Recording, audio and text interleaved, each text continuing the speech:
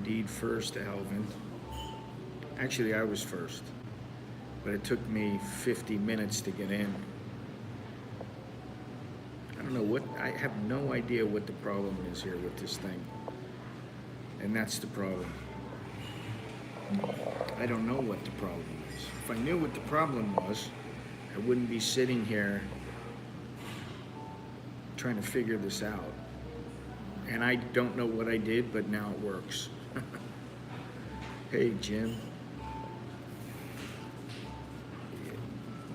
The problem was every time I signed in, it would click 1 second, 2 second, and on the third second, I would get booted out. So for whatever reason, whatever I did, I hit a button. Now it seems to be working. Good morning, Rick. Good morning. Let's see if I can get this in the spot that I wanted. It was all set up. Everything was good, but of course, Murphy's Law. There we go. Bite your tongue, Jim Urardi. Bite your tongue. Scotty don't own Huawei. No, thank you. It's one of these iPhone things.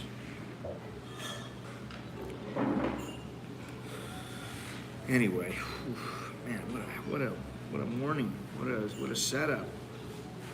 Thank you, Mr. Alvin. Appreciate that. I'll tell you what. I came on the motorbike to get over here. Thank you very much, Mr. Alvin. Appreciate that. Choke D to you. Who was I thinking of? Oh, what's his name? I can't believe I can't remember his name. He's fairly new here in the stream. He doesn't comment all the time. Shows where my mind is, because I can't remember what is Jet Lag World Travel. We gotta give him a shout out because he is the one who recommended this article that I'm gonna go over, which is about now advertisers starting to see that maybe the influx of Chinese tourists and investor may not be the best thing. That's what we're going to talk about. That, and also the 25 cheapest destinations in the world to live, and why, like the bottom 15, you really don't want to live there. So big deal, it's cheap. This is the point, that I've been making for years. Anyway, it is a beautiful morning. Moderate pollution, 63. Thank you, Mr. Michael. I've had 2 coffees already. I will have another one soon, but I've had 2 already. Thank you very much, Choke D to you. I was going to have my usual bulletproof coffee this morning, and I didn't have it. I didn't have any coffee. Then I came here and I had a, what do they call it? Piccolo latte. Just a piccolo. I had 2 of them already. But I do have some water.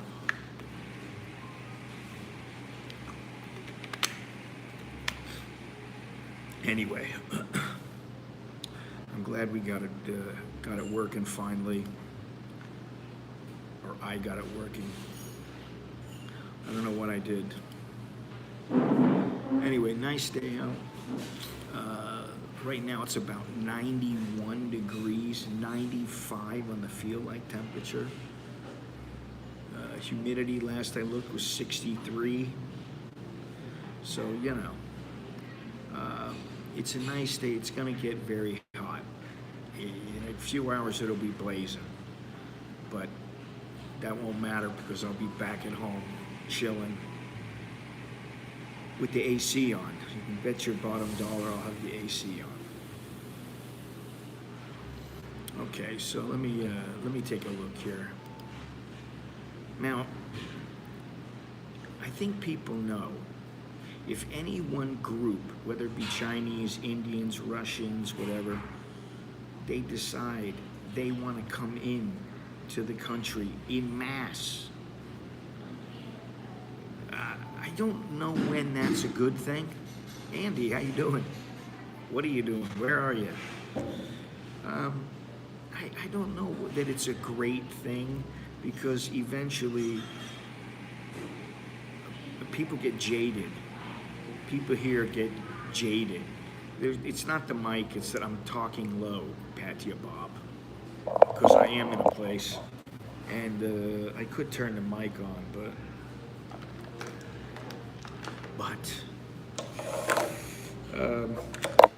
maybe that would be a good idea. Oh, I hate that when the air conditioners go out. I hate that. All right, let me see something here. Let me show you this place real quick. Just get it's a very long place. Yeah, they got some nice coffee. And then you got all this right back here. And,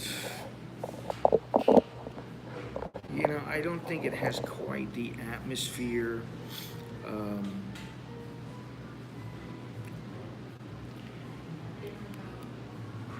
I don't think it has the atmosphere of the place the other day.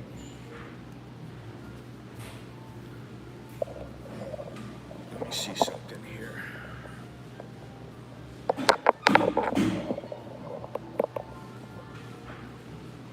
Alrighty. There we go.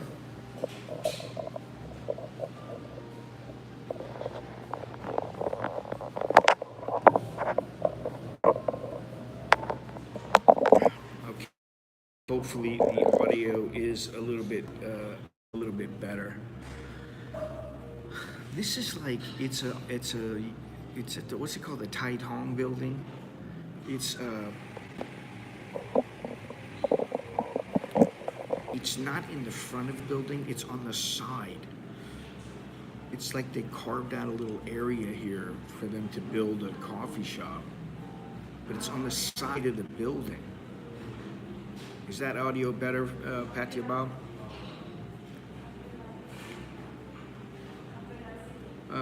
Yeah, I mean, so far, I've been thinking back of all the coffee shops that I've been to, and which are my favorites, and I can tell you my favorite three. The other day was one of them. The South Tide place that was kind of far away, which I don't remember the name, but I will find out what it is. That's my second favorite place. That's the place with all the old Coca-Cola machines and stuff like that. Yeah, my hearing's pretty bad. What I notice is sometimes somebody will say something to me, and I could swear that they're mumbling, but they're not mumbling. It's my ears. Anyway, that Southern Tide place was the other place that I thought was really good, and then the place La Mesa. All the other places, they're not memorable to me. La Mesa was memorable because it reminded me of the Southwest in America, and the South Tide place was just a cool place. And then the place the other day, I told my wife, as soon as I got home, I was like, "You're gonna have to come to this place with me. It's perfect for her. She would love it there."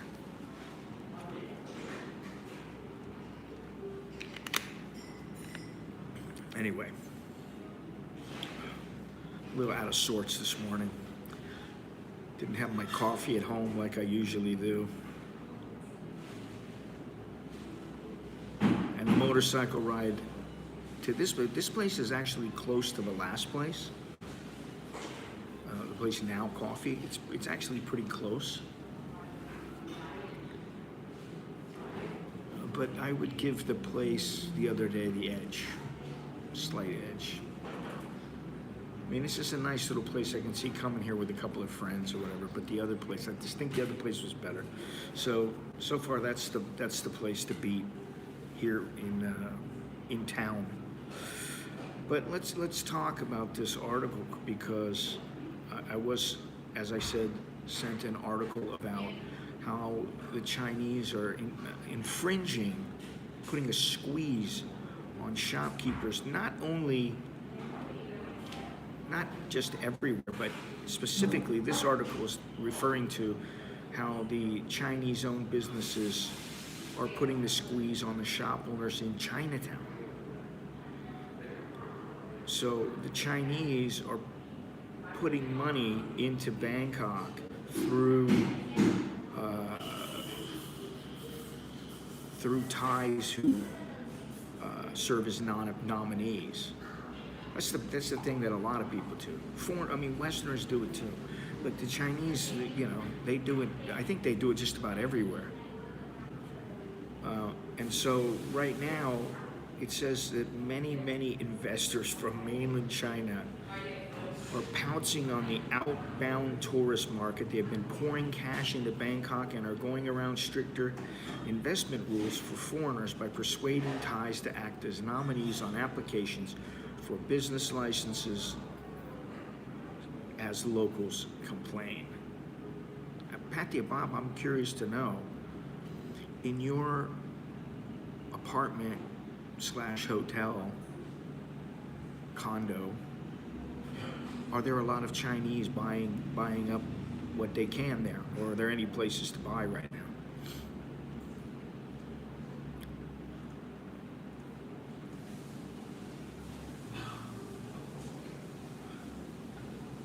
Shops and eateries are backed by Chinese entrepreneurs and are sprouting up as a result of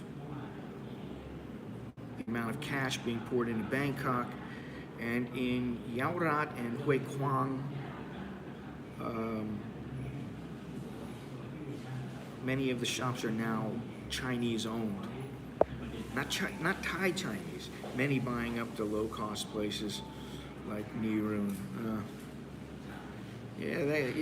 I can see where that can be an irritant, but what it's doing is it's charging up rents.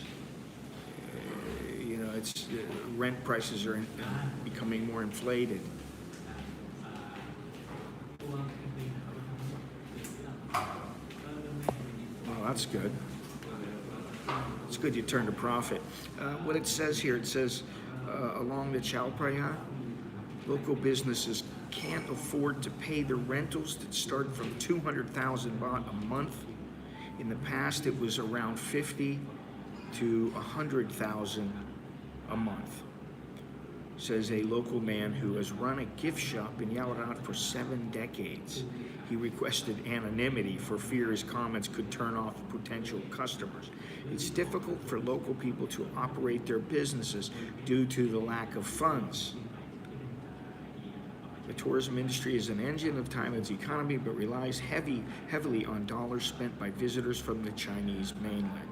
Thailand is among the world's most popular destination for Chinese tourists. Okay. All right, so we get all that. Which I think, you need some of them. You need some of those tourists from China. You gotta have them. But I think the problem comes when there's just hordes and hordes and hordes of them. When do you say enough is enough? How many do you want to let in? And the thing is what they might want to do is, instead of having all these nominees, they might want to look at those applications a little more closely. But that's not going to happen. That's not going to happen, I don't believe. Where's your 20? My 20, I am at Kimmik Coffee. Kimmik Coffee. Or Kimmik. I don't know how to say it. Just like the other place. I walk in and there's nobody here. And I was here about 8:30. Believe me, I've been trying to start. Took me 45 minutes to get this stream going. But I was here at 8:30 and there's nobody here. Now there's half a dozen people here. In Markland, mostly wealthier to buy units as base prices are now 3.8 on the south and 3.2 on the north.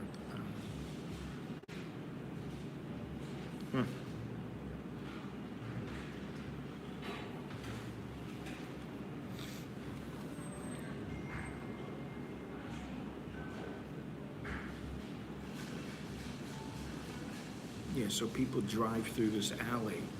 There must be people come in from the back and they drive through. They just stop, run in, get their coffee, and then zip on out of here. So anyway, getting back to this whole China thing. In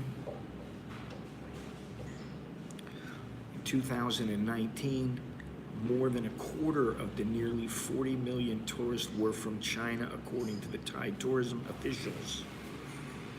Chinese spent approximately $15.3 billion. In 2023, the Thai Tourism Authority predicts as many as 8 million Chinese tourists out of 30 million foreigners will visit to Thailand.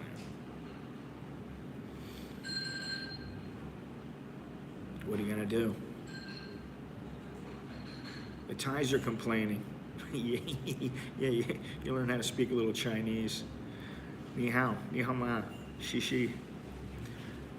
Known as Chinatown 2, Hui Kwang in recent months has seen more than 60 new hotspot restaurants with links to Chinese nationals set up shop along Prachat Bampeng Street, according to Phatthanakan, member of the Bangkok Metropolitan Council who represents the district. A survey conducted by his office found that 3,000 Chinese nationals were living in the neighborhood. They returned to China, come back to Thailand again with business funds. They asked Thais to join their business because it's easier to use Thai names to operate it. In Hui Kwang, they don't have a problem with commercial documents because the district administration encourages all business operators to comply with the law. However, it's unclear whether everybody has work permits. So there you go. There are no Chinese tourists or immigrants. They're all collaborating. Well, you know, the good thing is that we're getting out of here right when the election should be over. So we might be on the tarmac if things kick off here. We'll be flying out of here.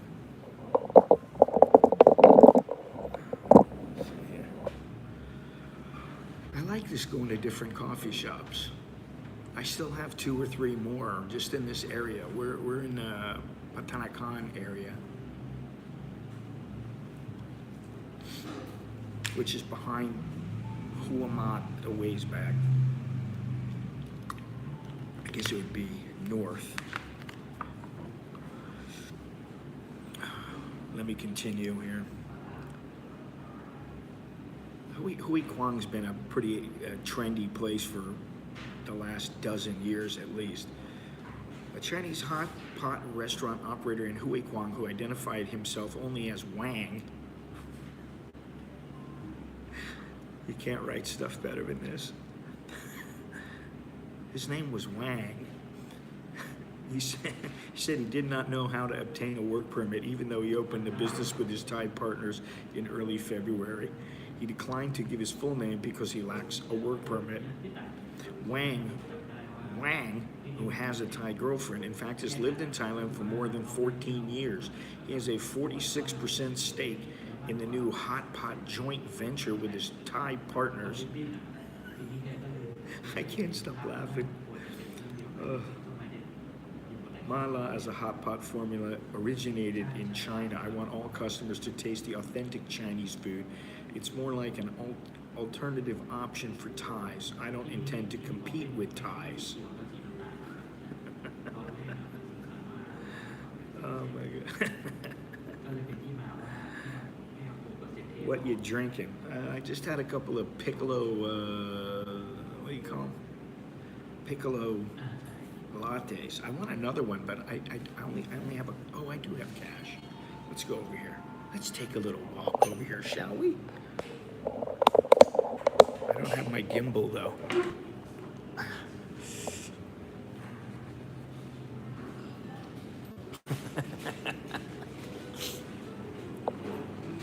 วัสดีครับ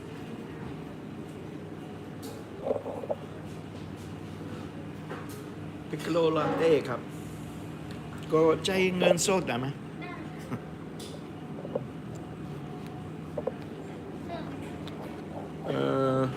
Ethiopia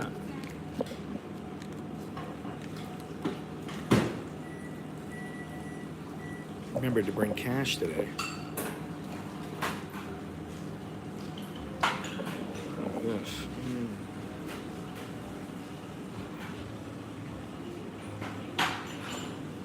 Kimmik ครับครับ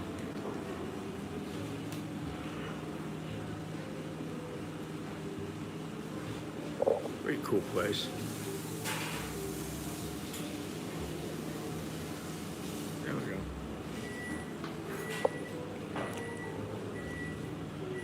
got some nice coffee over here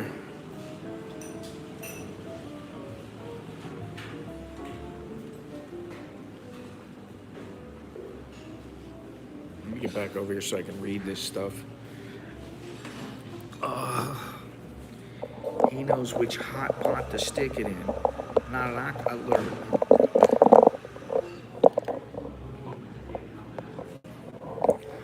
Alert, alert, alert.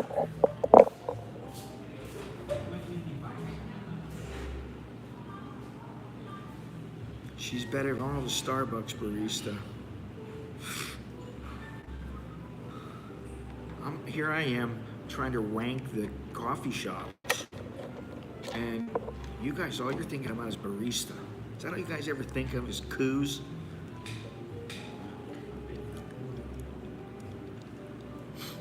Good morning, fire dude. Anyway, so, you know, nobody's talking about the Indians coming in. They're always talking about the Chinese. Hey, John, how you doing?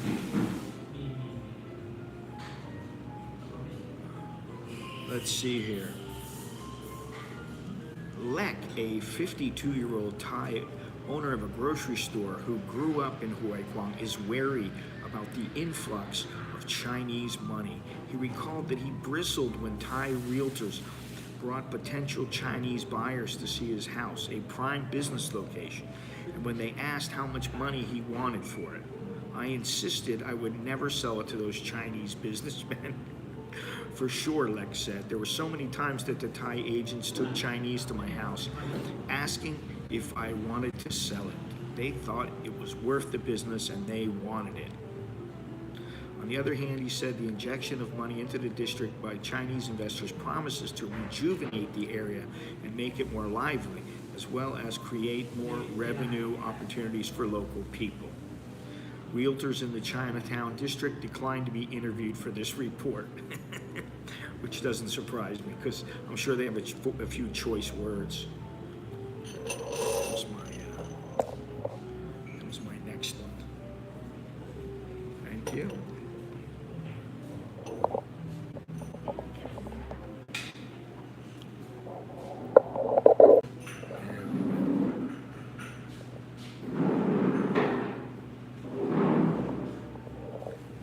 Isn't that lovely?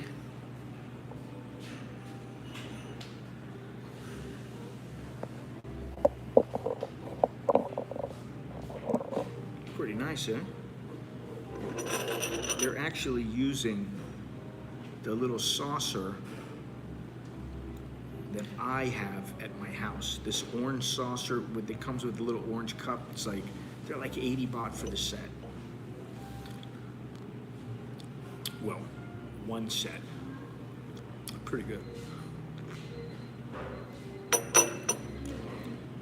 It's my third one already.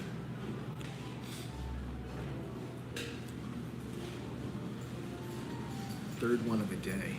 I'm still not awake. I feel like I haven't had my strongest coffee or something.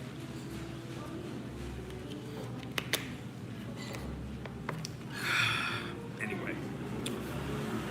So, like I was saying, the other thing is that while people are worried about the Chinese, and you know, like in Phuket, what about the Russians? They're talking about the Russians. The Russians are taking over. Chinese are taking over. The Indians are taking over. What are you going to do? Nothing. You're not going to do anything. And the Thais are going to keep taking the money because that's what talks. Money talks. And we know what walks, but I won't say it because I'm a polite gentleman.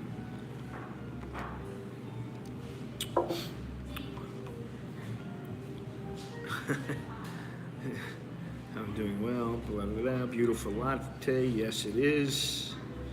It sure is. You know, I've got a while before I can retire, but I'll eventually get there. What's happening, peoples? Carnivore Chronicles. What's happening with you? I have noticed lately I am more bored with my food, Carnivore Chronicles. I'm getting bored with kimchi all the time and burgers and bacon. You think that, you know, you eat bacon and you're like, oh, I can't get enough of it, it's so good. But after a while you're like, today I only have no bacon, or I'll have 2 strips of bacon. I'll buy more steaks maybe. Anyway.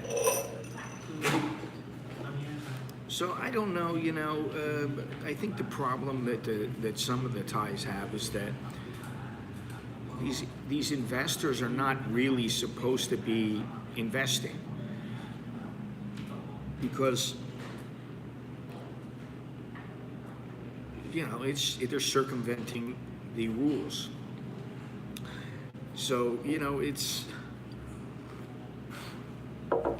this is what greed does. Greed makes you take the money because you want it. 3 days. I can do it for 2 days pretty easily. I've done it a couple times. And I may. Let's see, okay, here, for example, apart from Bangkok's Chinatown, vendors at Pak Klong Talat, the wholesale flower market on the Chao Phraya River, say they are also being pinched by negative aspects from money from Chinese investors coming in. Thanks to the new high-speed railway, which runs from China to the Laos border, flowers, fruit, and vegetables from China are flooding Thai fresh markets at competitive prices. Well, again, does that surprise me? Anyone? You know? Well, wait a minute. Who's complaining? Listen, man. I'm not complaining about anything. I've made it very clear how I feel about the Chinese government. But with regards to this is an article. I didn't write the article, but I do know how the Thais that I've spoken with feel about the Chinese. As long as there's no problems, they just, throw that money to us.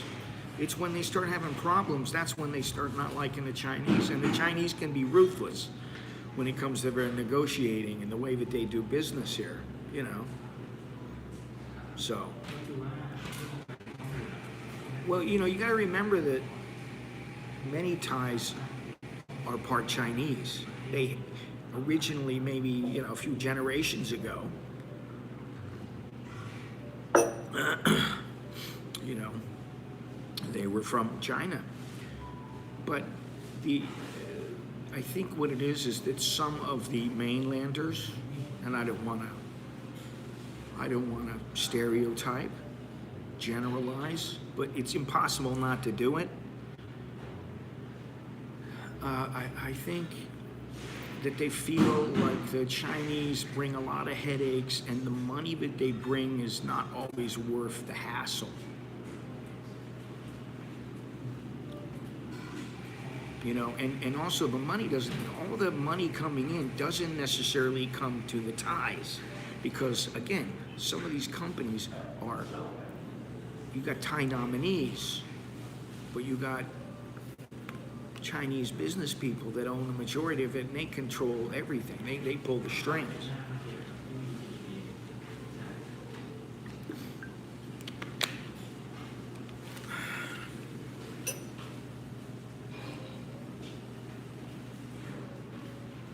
you're gonna buy, Gennaro, you know how many times I've thought about starting a coffee shop here or somewhere else?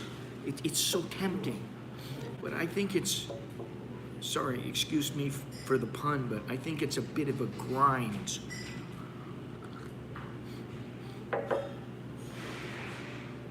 Oh yeah, I've heard about Dan Andrews. I've heard he's such a wonderful politician.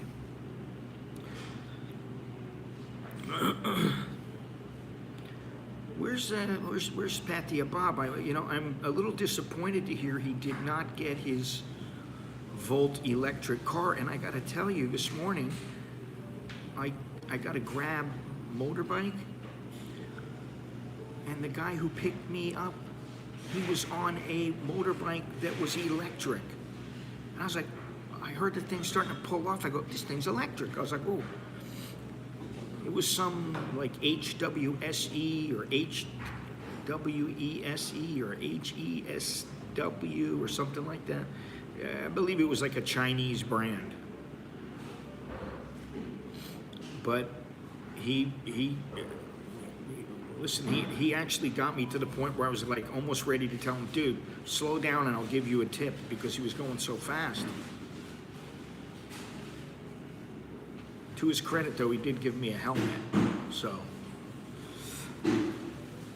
one of the other things I don't want to sit here and just bash those poor Chinese that are coming over here. I'm not bashing anybody, that's the thing. I'm just talking about how it is. This is how it is. I try to just speak straight, But I saw a recent article, I believe it was on Yahoo, about the 25 cheapest destinations in the world. And guess what? Thailand is not on that list. It's not one of the 25 cheapest places in the world, despite what some people think.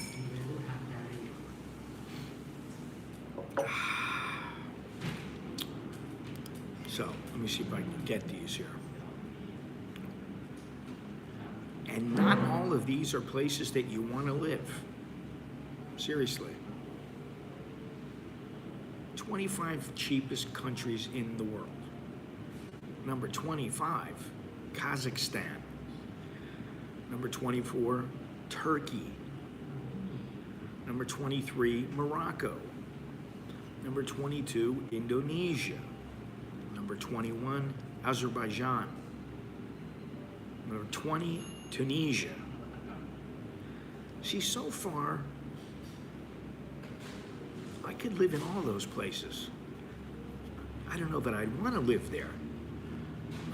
But, I don't think that they include the continent of Africa, or many places at least, because, well, they are with Morocco, but I'm talking about, places like Central African Republic or Burundi or Congo or something like that. I think it's a lot of those places you don't want to live there. They don't even include them because they know you don't want to live there.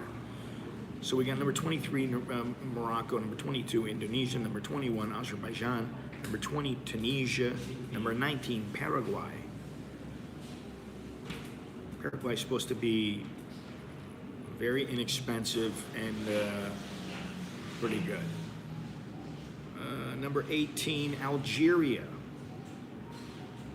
Algeria is one of the world's cheapest countries, has a mild climate that runs from the Sahara Desert to the Mediterranean coast. The average cost of living is $439, which is 80% less expensive than the US. I'm sorry, Algeria is a pass. I'm gonna pass. Kosovo, number 17. That's a possibility. Uzbekistan, probably not.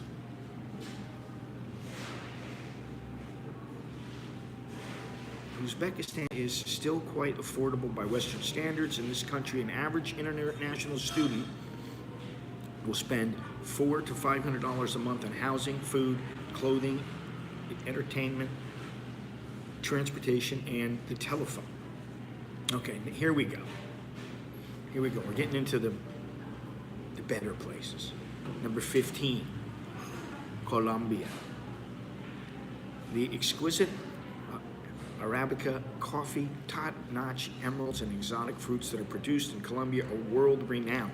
I gotta say that when I went to Colombia, the coffee, the way they handled their coffee and that they dealt out their coffee, they were proud of their coffee. Every time I went into a coffee shop, I got the feeling I'm gonna get a fantastic cup of coffee, and I did.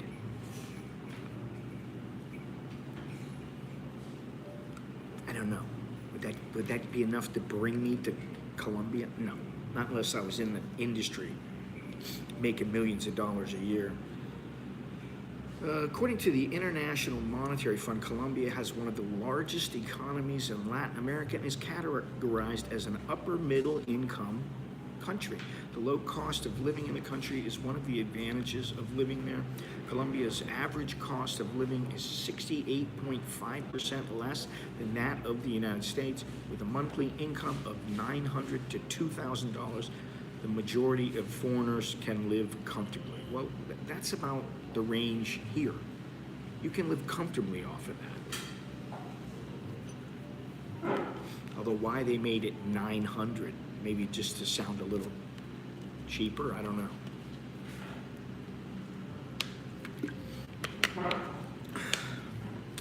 Number 14, the Ukraine. Now this just came out, so I don't know why they're putting the Ukraine in there. Given its optimal growing conditions for wheat, Ukraine is often referred to as the breadbasket of Europe. Prices of a number of commodities, including fertilizers, food items, oil, and gas, increased as a result of the Russia-Ukraine war.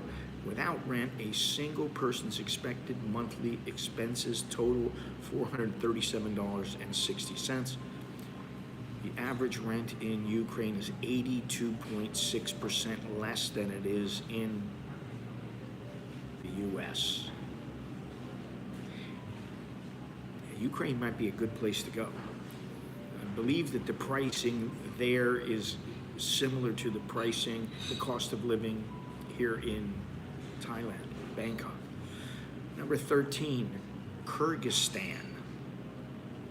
A landlocked lower middle income country is famous for its walnut fruit forests. As a nation rich in culture and history, it is a desirable place for expats to live. The average cost of lodging in Kyrgyzstan is between $15 for a hostel and $48 for a 3-star hotel. The average rent in Kyrgyzstan is 79.6% less than it is in the United States.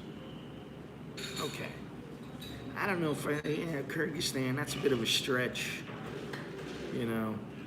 Uzbekistan, Algeria, you know, those are, to me, those are lower down on the totem pole. And this one, I don't know, no offense, but I just can't ever see myself living in this place, and that is number 12, India. Anybody want to go live in India?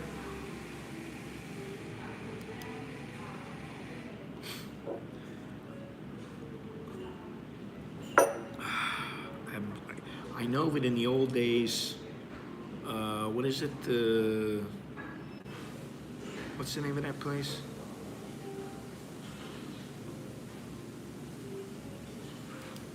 I don't remember that. Goa. That used to be the hot spot. It was many moons ago. Number 12, India. Despite the incredible Indian food in New York City, moving to India will result in a significant food cost savings of 81%. So that means if you're spending $1,000 in the States, you're spending about 200 in India. 190.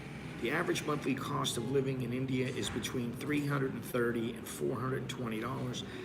The estimated monthly cost for a single individual, excluding rent, are $311. That makes it one of the world's most affordable places to live. Oof. I don't know. I don't know about the whole India thing.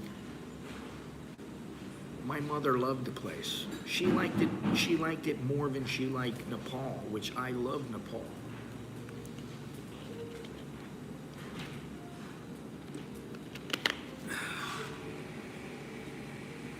No thanks. I like Thailand because of the safety. Well, yeah, for the most part, it's pretty safe. Shared room and bathroom facilities. No, thank you.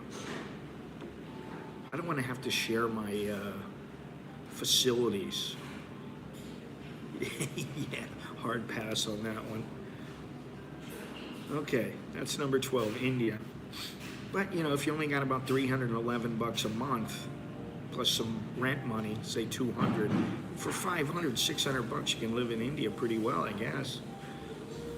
All right, number 11. I would have never thought of this. And this is in Africa, the African continent. Rwanda. Most people in Rwanda, particularly foreigners who often make more money than locals, can live comfortably. Living expenses in Rwanda are typically 59.6% less expensive than in the U.S.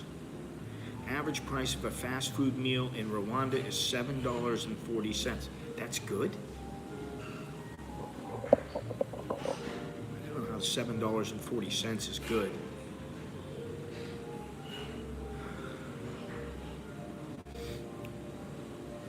Yeah, I don't know. I mean, you know, just Rwanda doesn't pop up as my place to live, you know. But okay, it's my buddy told me about Mozambique,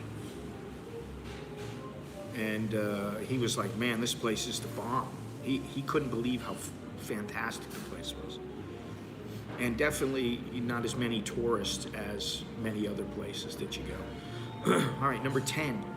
I don't remember who said this or said Kenya, but they might like this. Tanzania. Number 10. Tanzania, a low middle income country in East Africa, is primarily dependent on agriculture. The country has more affordable prices for everyday items than in the U.S. Tanzania's average cost of living is 57.7% less than that of the U.S. Okay. Hobo Traveler lives in Togo, West Africa for like $500 a month. Yeah, I don't know. I think good for him that he, you know, is able to do what he's doing and he's okay with that. Especially if you got a family, you know. I mean, listen, my old lady would not go for living in a mud hut. Now maybe if it had all the, you know, amenities and it was something that was very, very high quality and nice, she would go for it. She was just looking at the tiny houses. She's like, we should get one of these.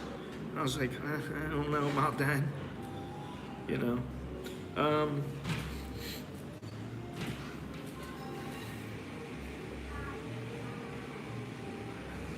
More customer. Many customer today. Nepal is on my list for next year to visit. Andy, I loved Nepal.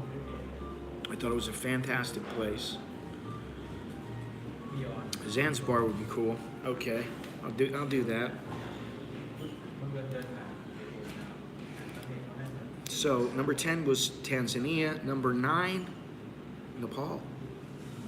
And I actually thought to myself, if I was a single guy in Nepal, would I live there? I thought, yeah, probably. I would give it a go. I'd give it a year, see what it's like, you know. From the lowland jungles to snow-capped heights of Mount Everest, Nepal offers a lifetime worth of adventures. Rents are 96% cheaper across the country than in New York. For $500 a month, you may have a pretty nice lifestyle in Pokhara and Kathmandu. Now, I like Kathmandu. I really dug Nepal. I really liked it a lot. That's number 9. Okay, number 8. And this one, I'm gonna give a hard pass. Bangladesh. I'd have to give a pass on Bangladesh. Nepal, yes. Bangladesh, no thank you.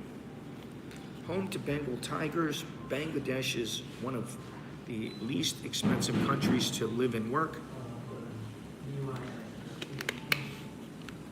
with a cost of living that is 68% less than New York. The average cost of food in Bangladesh is $10 per day, although meal prices may vary. A typical fast food meal in Bangladesh costs around $4.80. What I will say is that I like the Bangladesh people. I was not overwhelmed with the Bangladesh food. I prefer Burmese food to Bangladesh food, and Japanese and Thai and Vietnamese to all these.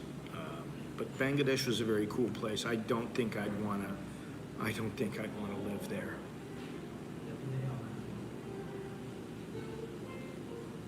There are some, actually I found a couple, like I went to a park in Bangladesh. It was a beautiful park, beautiful area, but of course it was surrounded by places that were not so beautiful. That's how it kind of works. Guys, do me a favor, remember to click that thumbs up, hit the like button, subscribe.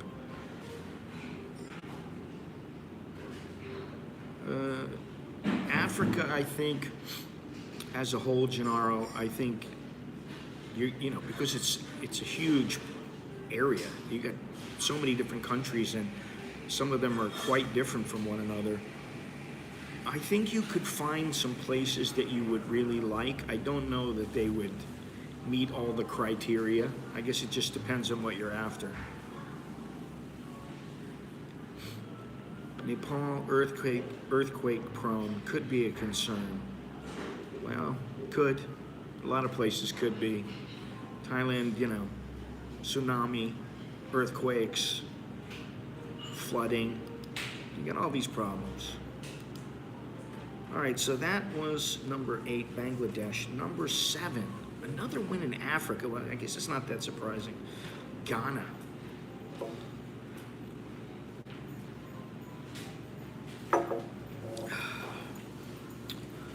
Ghana. I have heard that Ghana is probably one of the best places for people to go when they're going on their first trip to Africa, because it's like Africa light. It says life in Ghana is extremely affordable if you come from a developed nation. You can expect to pay around $3.50 for a basic meal, or about $13 for a higher quality 3-course meal. On average, rent in Ghana is 68.8% less expensive than rent in the U.S. And that's still, you got $2,000. You got a $2,000 place in New York.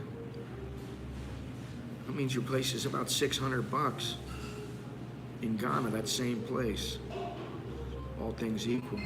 All right, number 6. We're getting down there, and Andy, you know about this place more than I.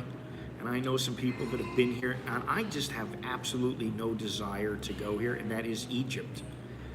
I mean, would I pass it up? No, but is it like, do I really need to see the pyramids? I know I shouldn't jump to conclusions and think, nah, not really. But it's just not up there on the list of places I want to see, for me. But you can actually live for less money in the land of the Great Pyramids. The cost of travel through Egypt is comparable to that of travel through Southeast Asia. Cairo costs 76.76% less than Seattle. Wow. Projected monthly expenses for a family of 4, excluding rent, are $1,130.60. So let's say $1,600 with rent. Well, that's pretty inexpensive for a family of 4. All right, let's get down to the 5 remaining places. But first, Let me read these comments. Are there any? I have friends living in Tanzania. They love it. There was a viewer who, I don't know if he's still watching or not, but he was in Madagascar, and I was thinking about going to Madagascar with Chucky. Chucky's all over the place now, and so am I now, but, and I was just telling my wife yesterday, I said, man, you know, this is a big trip. I hope I didn't bite off more than I can chew. We're going to go here, then we're going to go there, then we're going to go here, then we're going to go there, then we're going to go here, then we're going to go there. Then we're going to go back to this place. Then we're coming back 7 days later over to here. You know, it's kind of like, how about you go to this place, and then you go to that place, and that's it. Then when you're done, you come home. But, you know.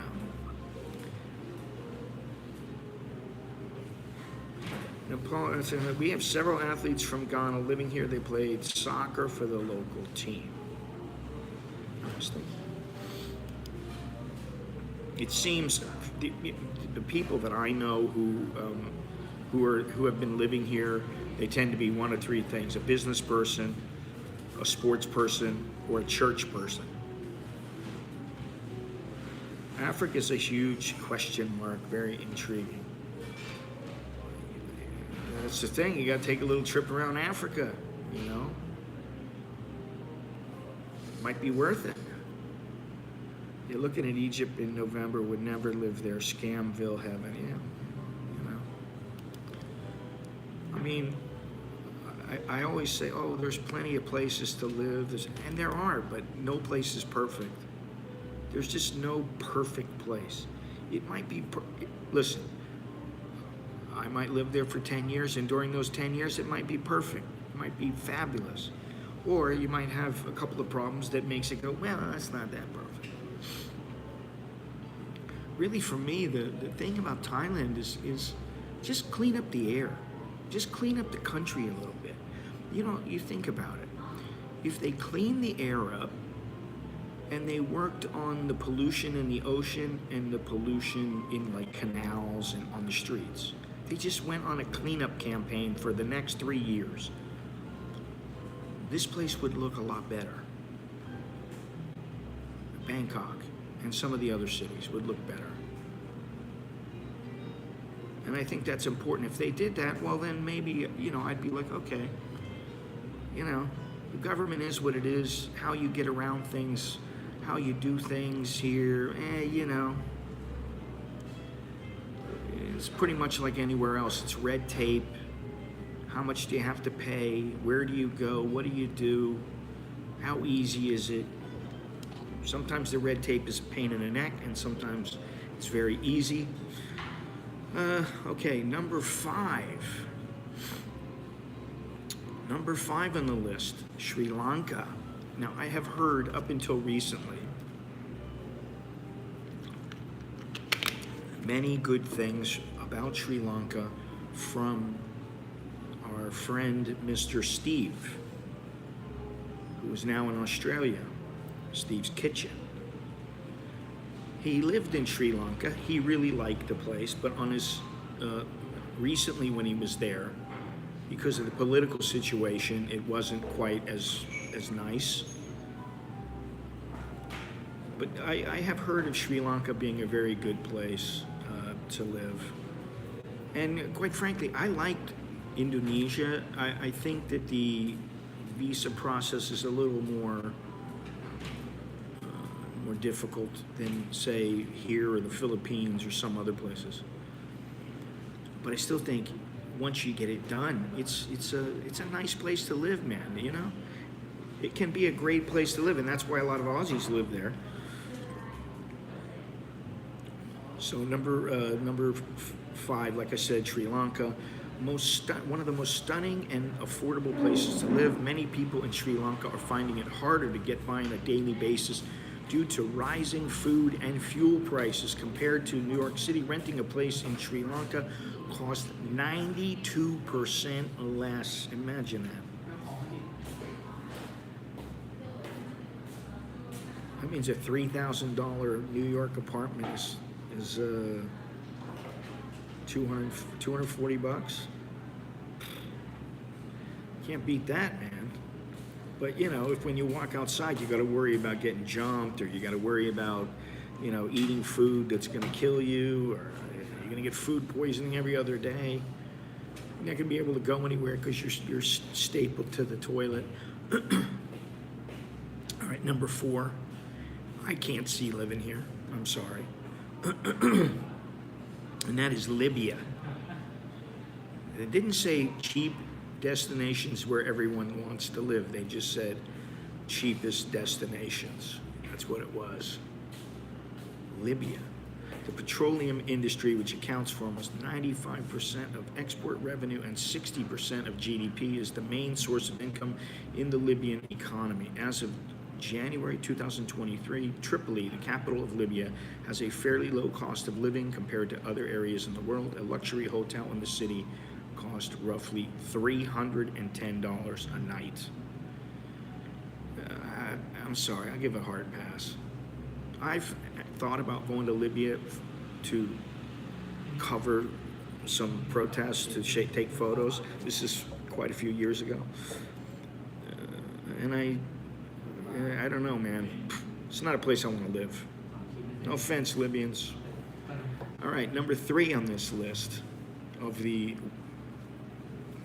one of the least expensive places, and it's also another place that I personally wouldn't want to live, although there was one subscriber many years ago that wrote me from Nigeria and said the people here are God-fearing and wonderful people and blah, blah, blah, blah, blah. And I was like, okay, I understand. Don't want to be too hard on Nigeria, but you know, Nigeria, number 3, is one of the cheapest places. One of the least expensive places to live and work. The country's average cost of living is 58.9% less than that of the United States. Average rent is 27.5% less than it is in the U.S. Without rent, the average monthly cost for a single person in Nigeria is $463.50. Yeah, that's another one. It's just, I mean, these last, let's see here, 3, 4. I would probably live in Sri Lanka, but I would not live in Libya, Nigeria, or number 2, Pakistan. I would go there again for like the right reason, for a photo project or something like that. Yeah, that's about the only reason I would go there. The cost of living is incredibly low in Pakistan. The country's average cost of living is 78.2% less than that of the United States. The average cost of food in this country is $11 a day, although meal prices can vary. A meal will cost you less than $2 at a cheap restaurant, while a dinner for 2 at a mid-range restaurant will cost you roughly $12. Okay, so that's, I don't know why they consider that so cheap. And that's like Thailand. They don't have Thailand on this list. It's 25, and they don't have Thailand on the list. Now, okay, I understand that maybe it's outside of this top 25.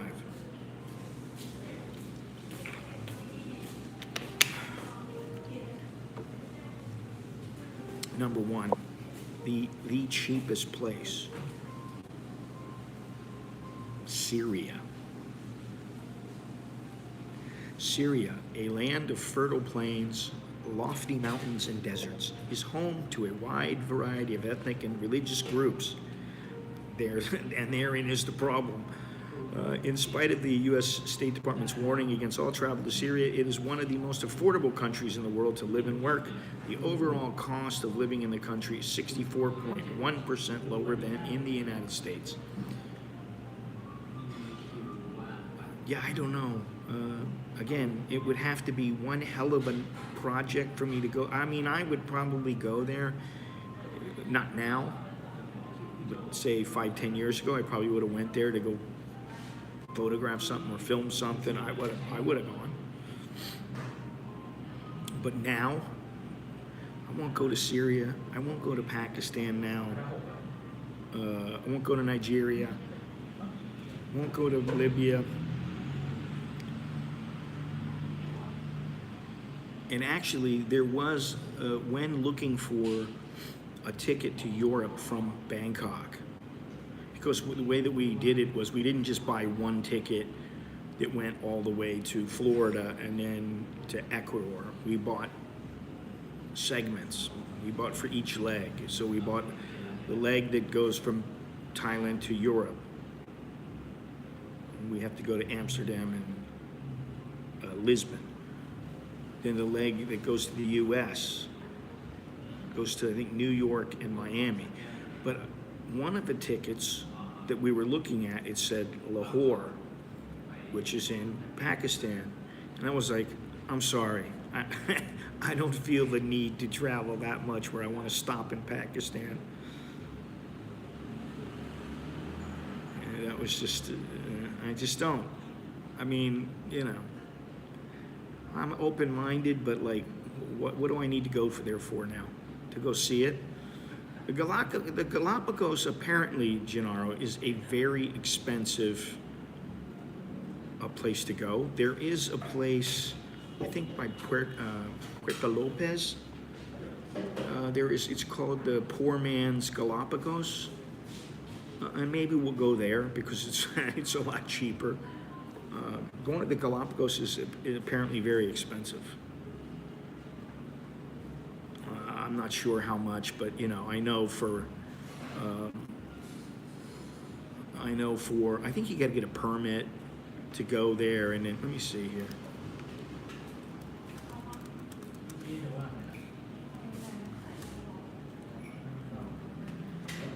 Yeah, see, if we were to fly into Quito is like 9 hours from where my friend lives. So that's why we're going to fly into Guayaquil, because it's only 3.5 hours. But once we get there, then we're right on the coast. Let me see here.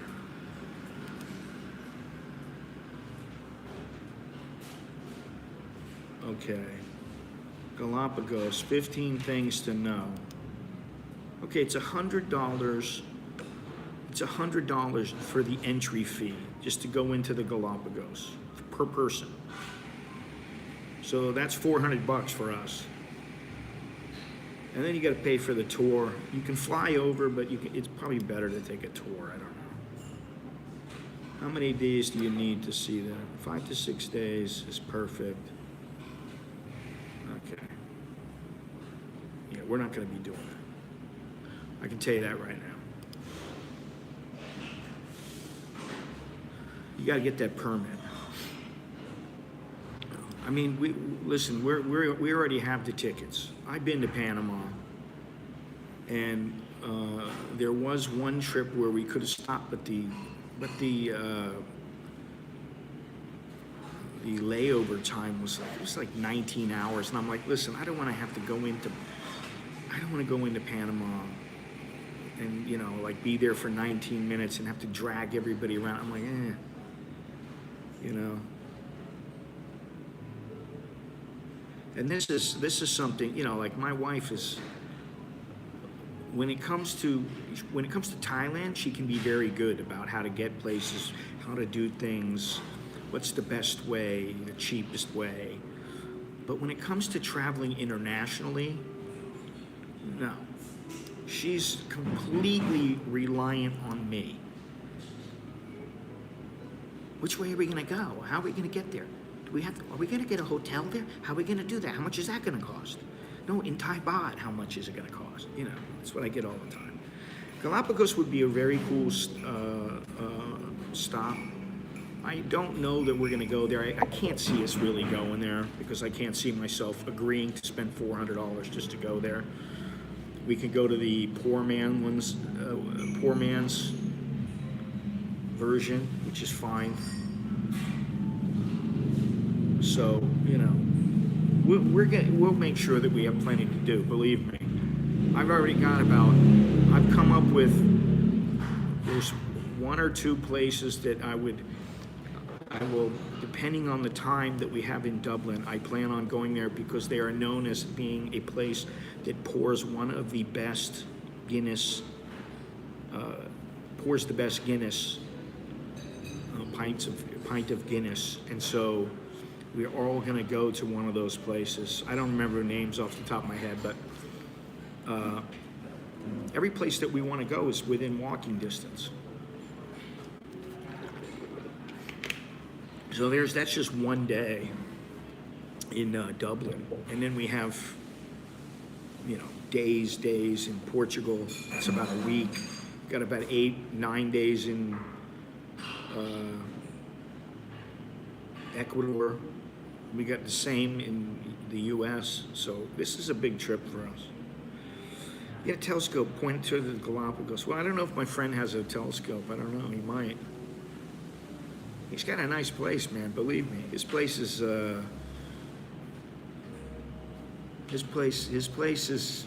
quite nice. He's given me the video tour. I don't know if I still have that video. I don't even remember the Dublin joke. I mean, really, my memory is so bad, I don't even remember it now. I remember somebody told me a Dublin joke. That's about what I remember. I had a 5-hour layover in KL. That was it. Yeah, I had one. That's what I did when I was going to. Went to Borneo in Indonesia, and I was in KL, and then we went to I think it was East Kalimantan, and I spent the night there. Then went to I think it was Kalimantan.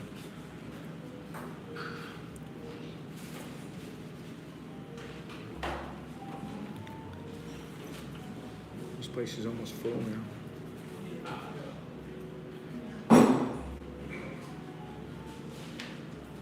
Guinness room temperature, or is it cool nowadays? I believe it's going to be cool. But I'm going to, there is about 3 or 4 places acknowledged as the best places to get a pint of Guinness. And I had thought about going to 2 places that were very, very well known. One of them is called the Brazen Head, which supposedly has been around since 1198. It's supposedly Ireland's oldest pub. I'm going to try. Right now, I'm still not even sure what I'm going to do because I can't get an eSIM because my phone will not work with an eSIM because I got an 8 Plus, which means I'd have to buy another phone to be able to get an eSIM. Or I can just get a regular SIM card when I'm over there. So I don't know what I'm gonna do. But it's important that I stream and that I make some video. Eventually it'll get up. But I think those are kind of cool places, and it'd be cool like to see where we go, and if I can shoot inside of a pub, that would be cool. Have my Guinness. It might work, I don't know. Depends on the timing and, Anyway, so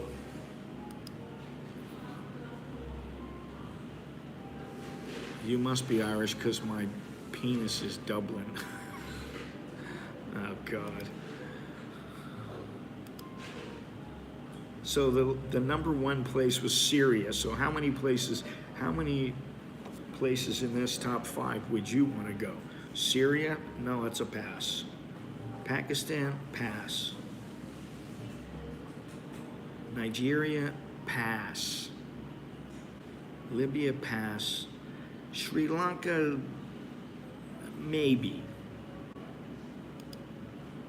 All right, then what do we got here?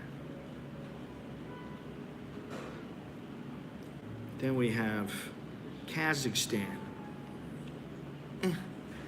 Turkey. Turkey is actually quite nice from what everybody has told me and people who have been there. Fire Dude, the one thing that I'm looking forward to is getting out of Asia.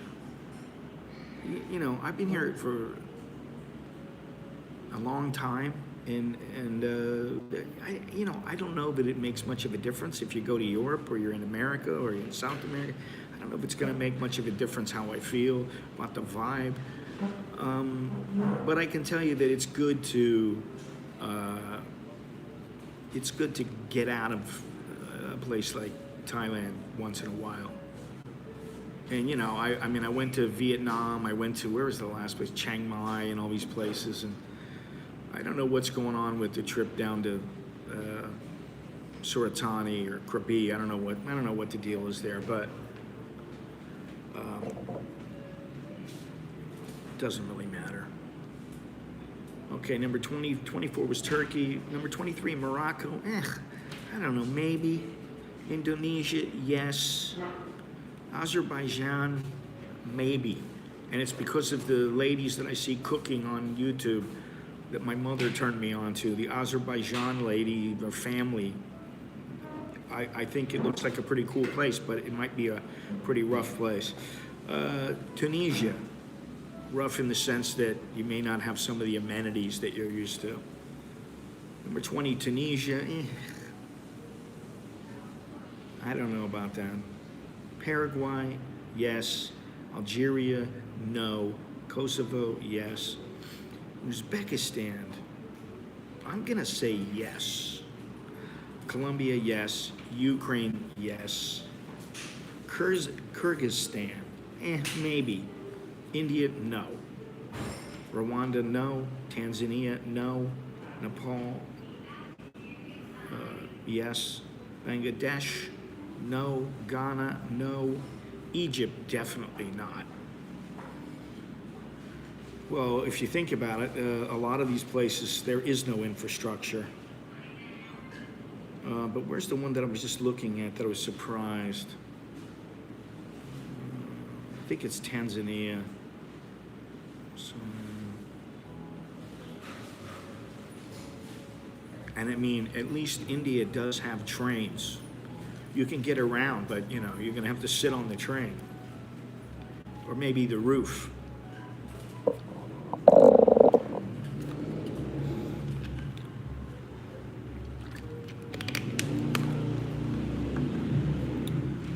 So there's 25 places. Where's Thailand? I just told you guys about the 52 best and worst places for expats, and Vietnam was near the bottom.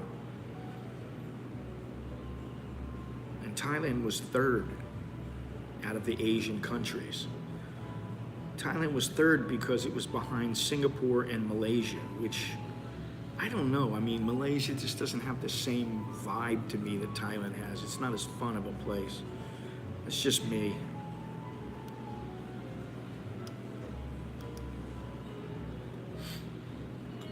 I was in Cambodia for a few weeks. I like it there. Yeah, I liked it there. I get it, man. Go to Mexico, Central South America.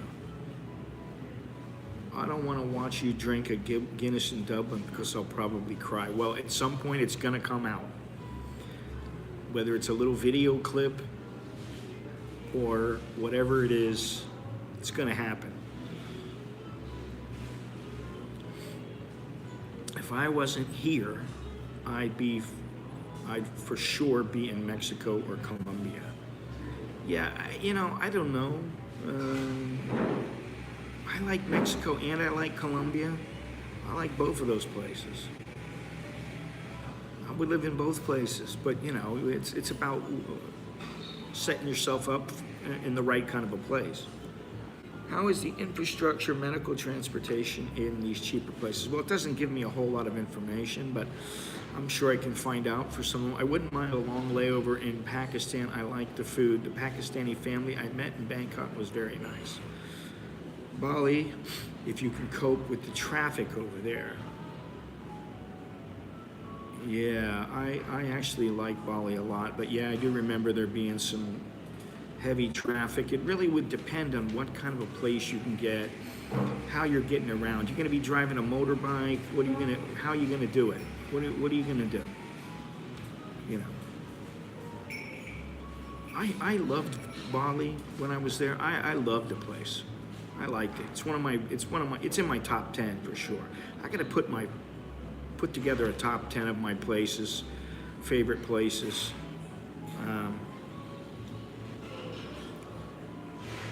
I mean, I like Cambodia as well, but I don't think it would stimulate me enough long term.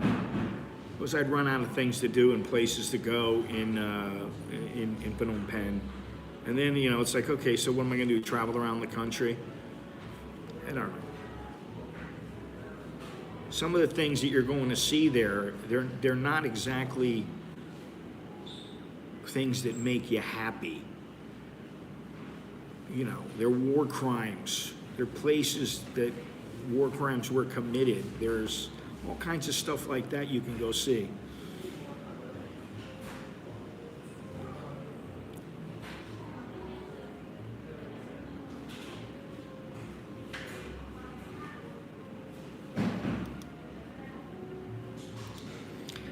Anyway, today is the last day of the month. Thank you very much for this month. How much would it be to have a private driver in Thailand? Janara, I think it might be a little more than you think, but it really depends on how you use him. If he's on call, that's one thing. I know a guy, I know a Thai guy who keeps a kid on, I mean, he is his driver. The kid's just standing there, sitting at the car the whole time. He's got a nice, big Mercedes, and the kid, he's a big guy. He's kind of like his, I don't want to say bodyguard, but he is there for a number of reasons. And I'd say he probably was paying, this is probably 15 years ago, 12 years ago. And I'd say he was paying him around $20,000 back then, so now maybe that kid's making $30,000.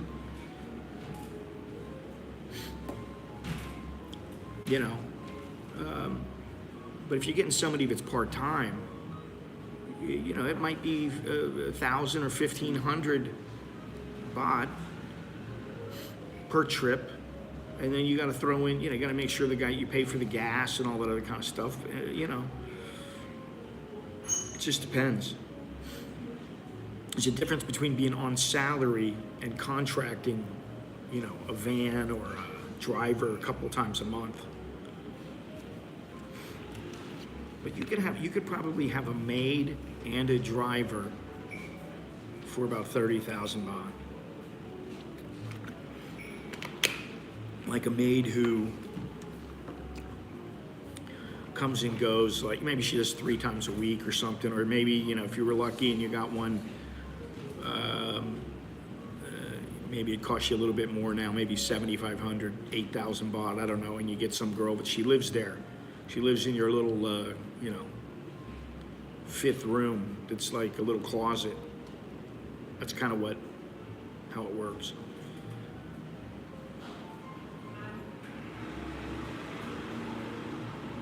Bob had a driver. Well, I got a couple of them actually.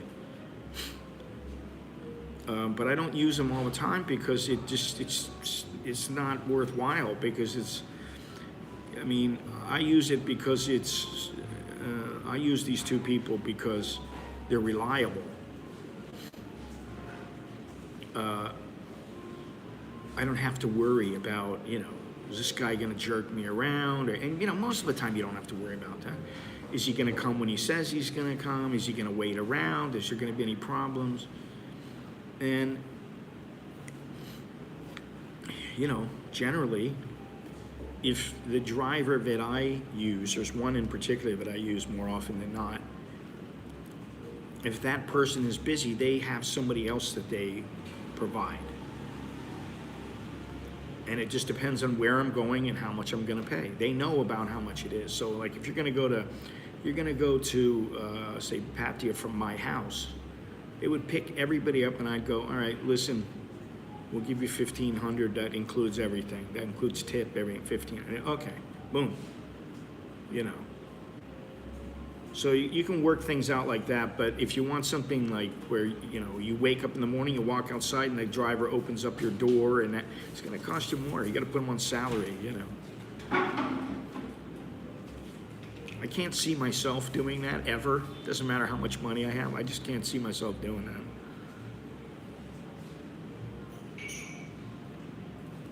Anyway, so I don't know what you guys think about the whole China thing. You know that anytime a huge mass of people comes from wherever they come, you know there's going to be a lot of issues that pop up. Looking at South Korea and Japan in July. What is this? She only drove to him in the middle of the night. These are my short list. And my wife is going to Japan in July. You know, we actually thought about flying through Japan just because Alex really would like to go there. And we couldn't find a good ticket that was going to work, and it just didn't work out that way. So, you know, oh well. That's how it goes. Good morning, good morning. Good morning, everybody. Sawati Ton Chow. 2/4 Asian, been to Japan 3 times. Yeah, I've been there several times. South Korea, I went to twice. And one of the trips, I went to Jeju Island, which was pretty cool. Although I didn't have a lot of time to do nothing. I was there for a reason. No, just the same driver you could rely on. I was in Bangkok last week. I've never seen so many Chinese. Well, I'm in Bangkok, and I really, in the last week, I've seen like 4 Chinese. They were a family. I could tell they were Chinese right away, just by listening to their language. But that's all I've seen in my neck of the woods. But that's because here's the secret. The secret is only go to the tourist traps if you really, really, really want to go see that particular tourist trap. Otherwise, find other places to go. My wife was talking about a place yesterday, but I was half asleep. And I don't remember where it is, but she's like, "You need to go to that place." And I was like, "Oh yeah, I know about that place, but I forgot all about it, you know." Soy 11.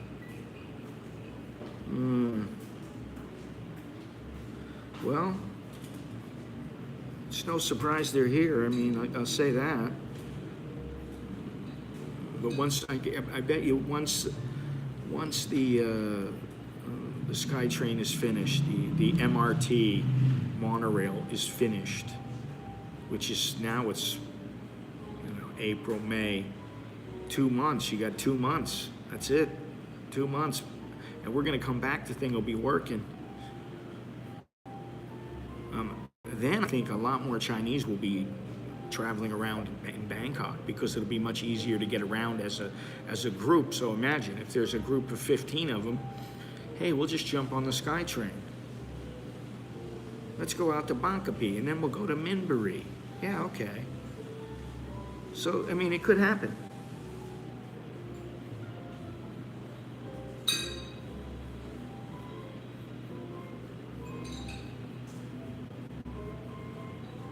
Isn't Soy 11 nightclubs and bars? Oh, but they got everything. Everything is there. I don't go down there at night very often anymore.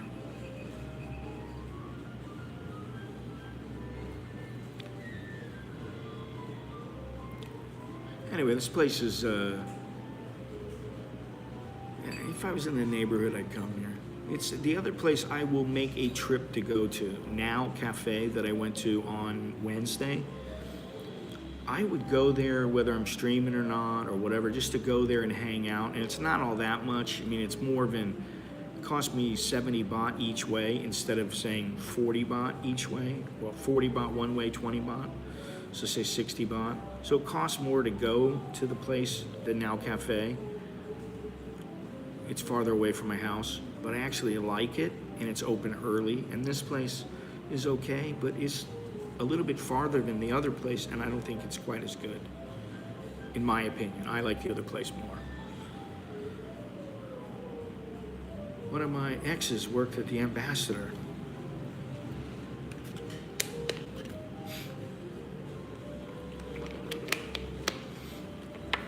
I won't be caught dead in that area at night now. You know why? Because it means I gotta come home, which is, going back home for me would be a pain in the neck, man. That is, unless I made it to the SkyTrain on time before the last line went out.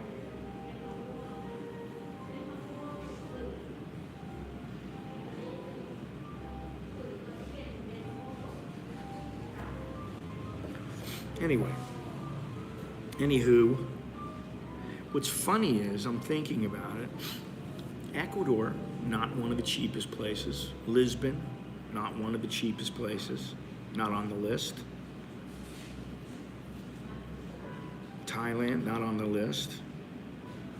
Netherlands, not on the list. America, definitely not on the list.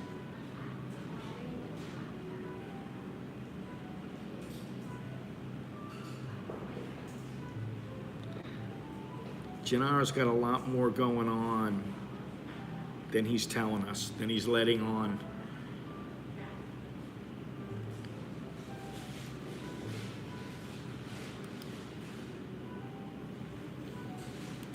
She was special. She was different. Yeah, that's the ticket. She was different. Yeah. It's all right.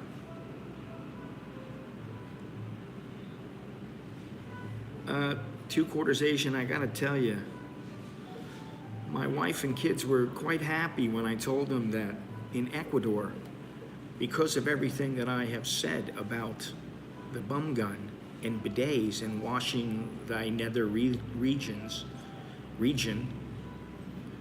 he outfitted his whole house, the 2 or 3 bathrooms that are in the house, he fitted them with I think he's got 1 that's a bum gun or 2 that's a bum gun. I don't know, or maybe they're all bidets.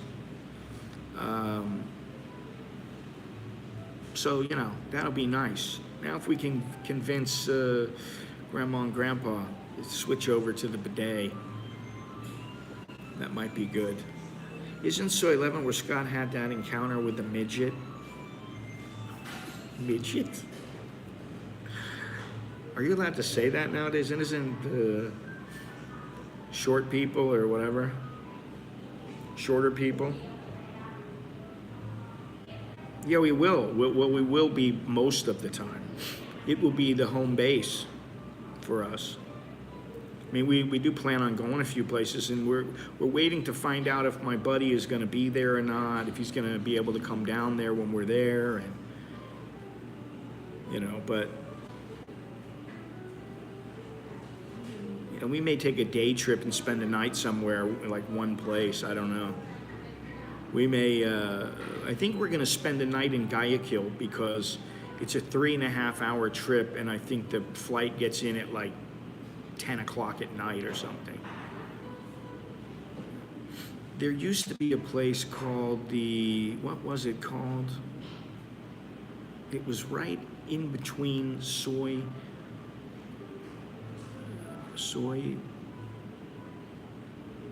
5 and Soy 7, I think.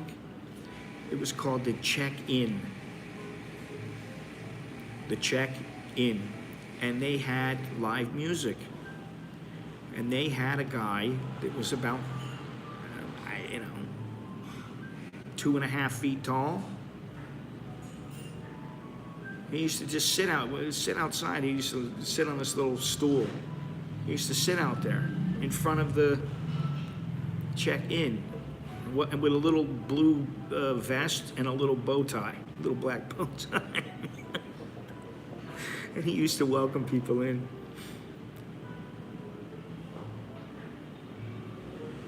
I think you're thinking of Soy 7. Are you talking about the girl in the red panties?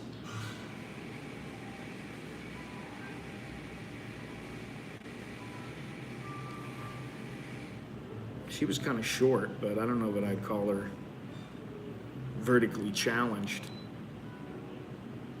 Yeah, I love the toilets in Japan. They're fantastic. They are good.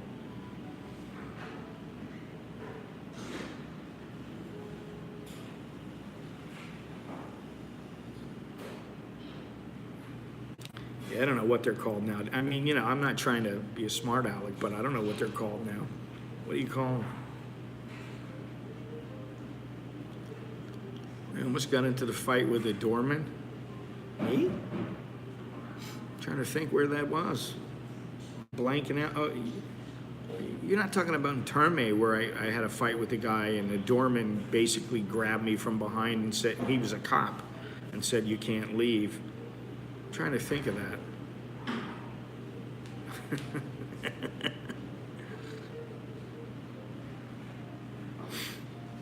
It wasn't on Soi 7. It was in between 5 and 7.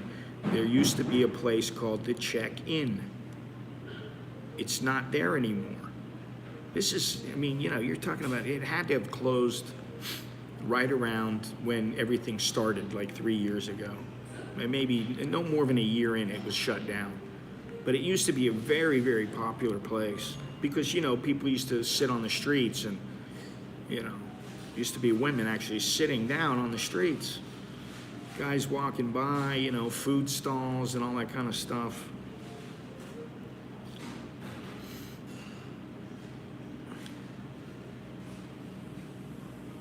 It's not on that Soi, Gennaro.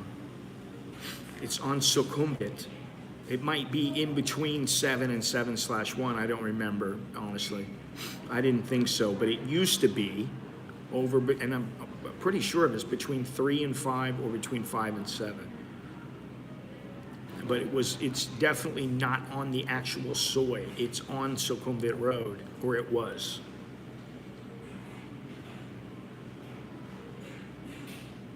Anyway, I didn't go into the place because I didn't think it wasn't really my style of the place, you know.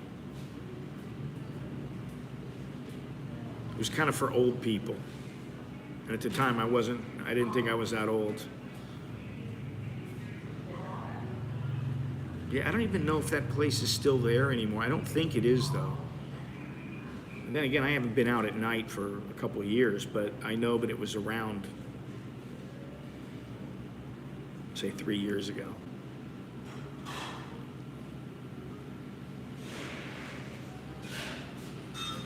Yeah?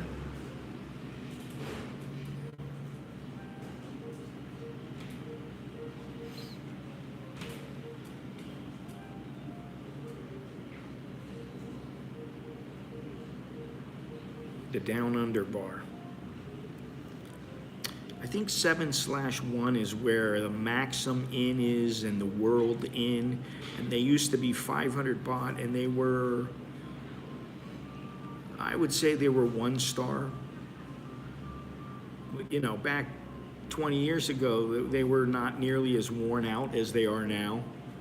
From what I've seen from the outside, they're a lot more worn now than they used to be.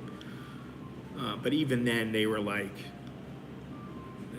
I stayed there on one of my trips because I thought I need to stay here, it's cheap. And then for for $20 more a night, you could get it was like the, what is it called? The Princess, not the Princess Palace, but something, I forget what it is. It was on Soi, I think it was at the end of Soi 5.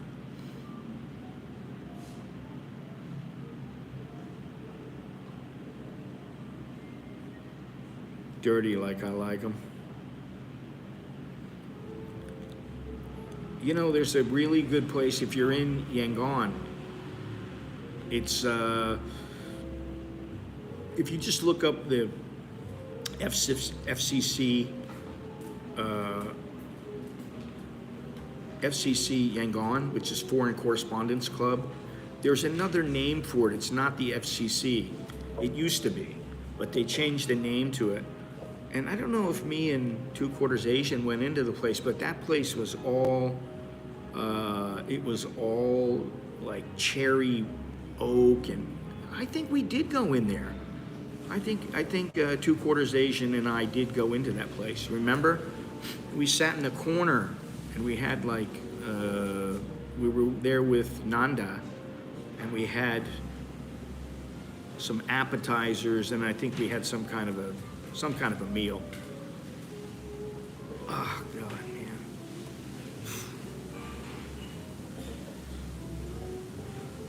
Yeah, I no longer know about which go-go is the best or anything like that. Beer bar is, but I don't know anything about that anymore. All I care about really right now is if I go to a bar, they're gonna have a good beer there, and I mean good. I don't mean a Thai beer. They're gonna have some Japanese beer. They're gonna have a Guinness. What are they gonna have? All right, Andy, stay out of trouble before you get traveling again. I know that's so difficult. Dallo must be home by now as well.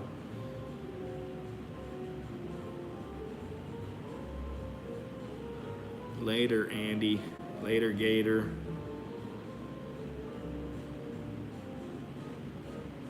So, you know, this is a perfect example. I mean, this 25 cheapest destinations for expats list. It's a perfect example of why just because a place is cheap doesn't mean, it's the place for me, I'm gonna go there. I mean, I think we know that. I think most of us know that, but some people are just like, you know what, it's so cheap. People still think that Thailand is so cheap here. You know, there are certain things that I go, wow, this is a good price. This is a really good price. But, and labor is one of those things sometimes. I'm not with coffee, I'll tell you that right now.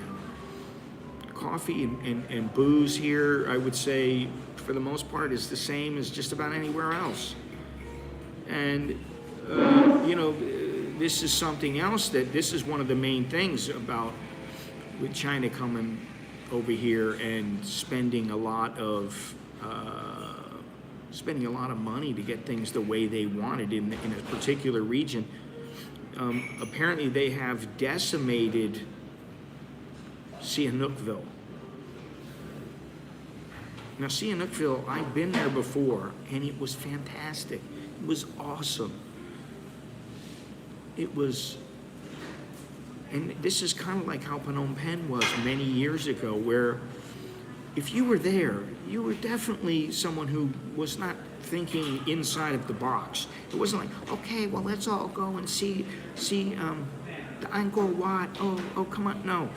People that were going to, say, Martini Bar and Sharky Bar and hanging out in Phnom Penh at night, it was much different than it used to be.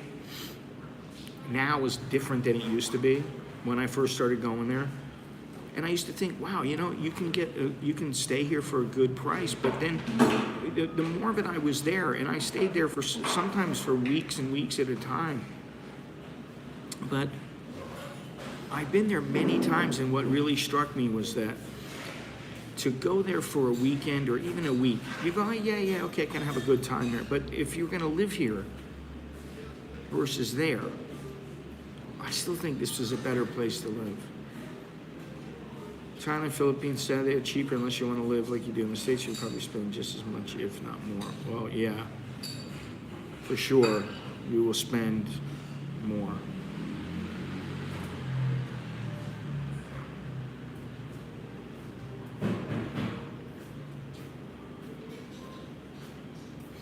So it did not surprise me that Thailand is not on the list of cheapest places, because the reality is it's cheaper in some ways than others, and in some ways it's more expensive. Or you're like, wait a minute, here you are in a country that makes, I'm just going to throw it out there, it makes a third of what the average salary is, a third of what they make in the States, we'll say. I'm just, for example. And yet you're going to pay as much for coffee, you're going to pay as much for some other things, whether they be electrical appliances or stereo equipment or whatever it might be, computer stuff, you're going to pay as much, you know?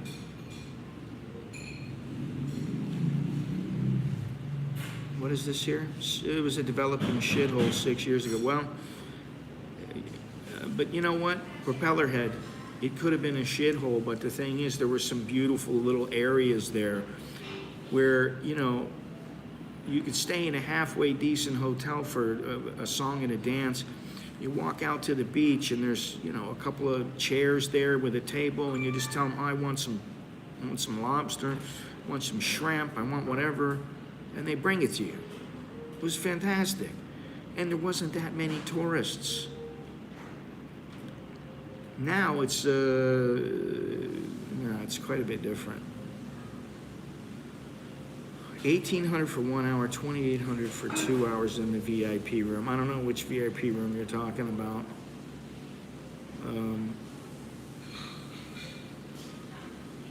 But I still think that as far as there's a difference between, you know, oh, it's a cheap destination, or it's a destination that is a very good value. And I think Thailand still remains a destination that is a very good,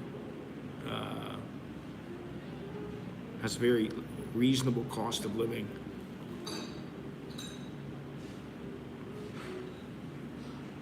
Bought a couple drinks to 2,200. Okay.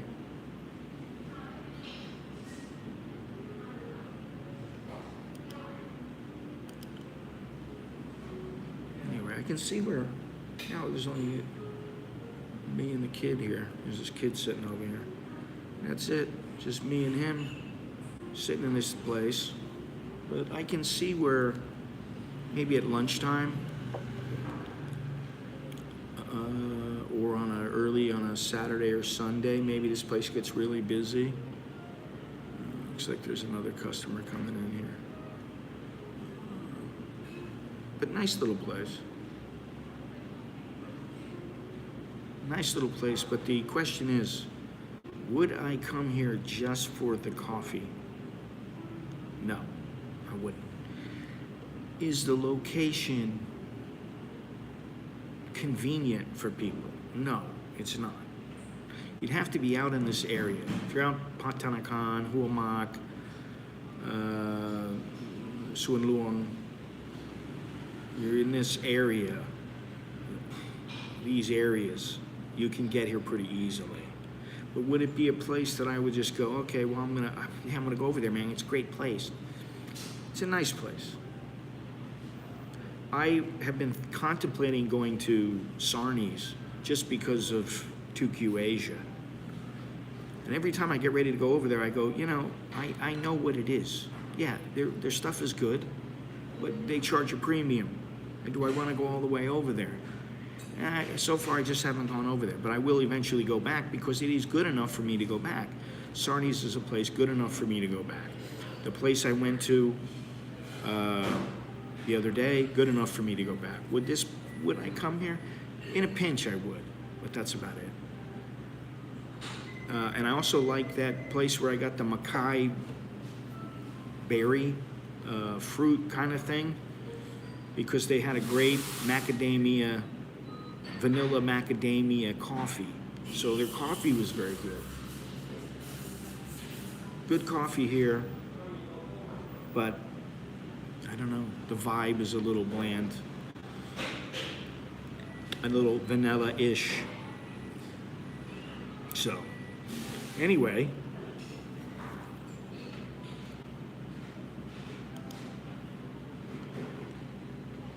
Lots of people going by now, but none of them coming in here.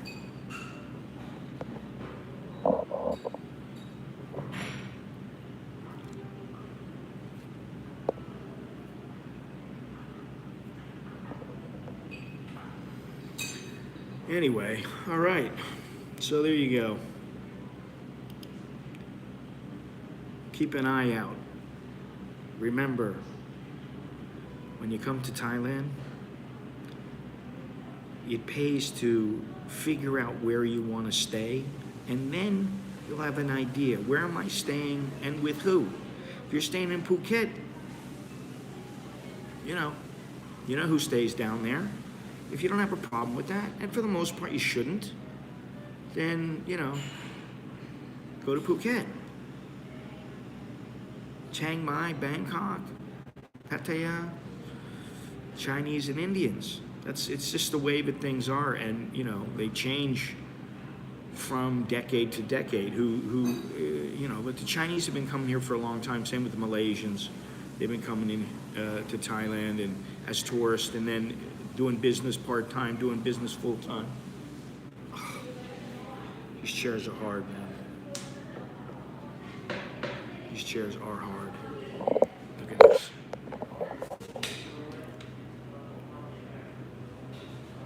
After a little while,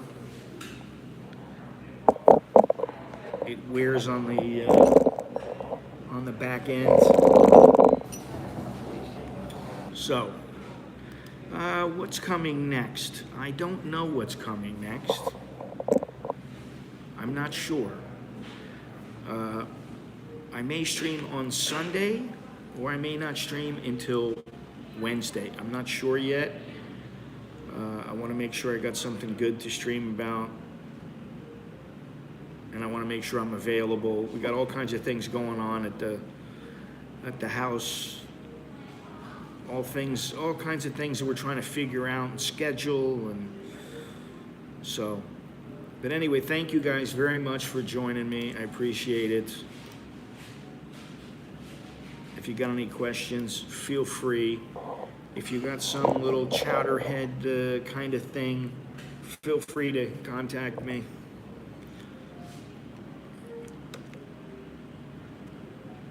You want to talk about Thailand, send me a message.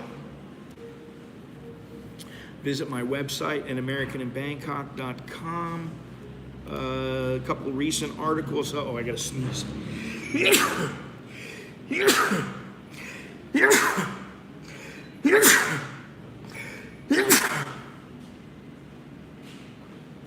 Wow. Oh, that was good. A couple of recent articles. Portugal's closure of the golden visa scheme and the impact on expats and future opportunities. Also, what expats really want. We went over that the other day. And Vietnam's visa policy is leaving many foreigners wondering what on earth they should do and should they even contemplate living in Vietnam. Now, what is Chrome? Later, Gators, laters, everybody. Good stream, Scott. Everyone take it easy and have a good one until next time, gentlemen. Next time, ladies and gentlemen, there are approximately 9.2% women watching. And there are some younger people as well, so say hello to our younger folk. Say goodbye to the younger folk. Click that thumbs up, subscribe. Go visit AnAmericanInBangkok.com. Get yourself get one of my books. Get a shirt. Get a hat. Get something. Check it out. Everything is down in the description for you guys. Most of you know. Most of you know by now from being on YouTube. You know what the deal is. I'm wondering what the VIP was. I know what most VIP rooms are for. I was just trying to double check and see if that was exactly what I was thinking. That's Gennaro, always looking for that VIP barista.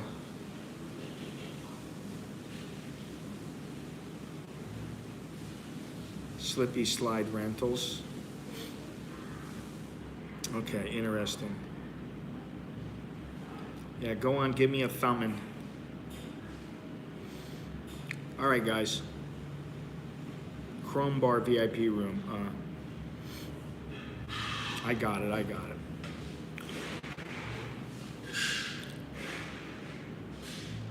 Guys, stay out of trouble.